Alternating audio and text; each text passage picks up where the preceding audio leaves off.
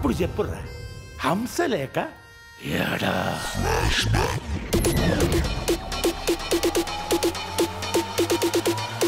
Sir sir sir sir sir sir నాకు ఎదకొచ్చింది sir.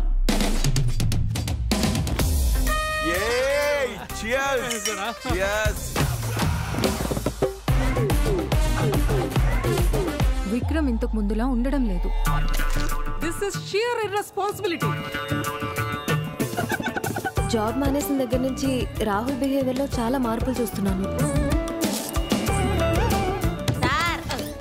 ఏంటే ఆఫీస్కి వెళ్తా అన్నారు, రూమ్ లో దూరేసారు. ఇదేనా ఆఫీస్?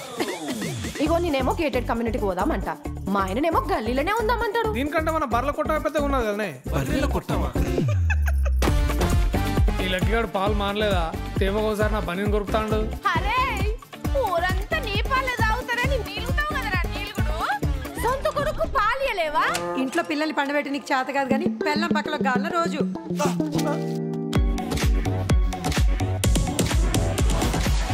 7 year itch.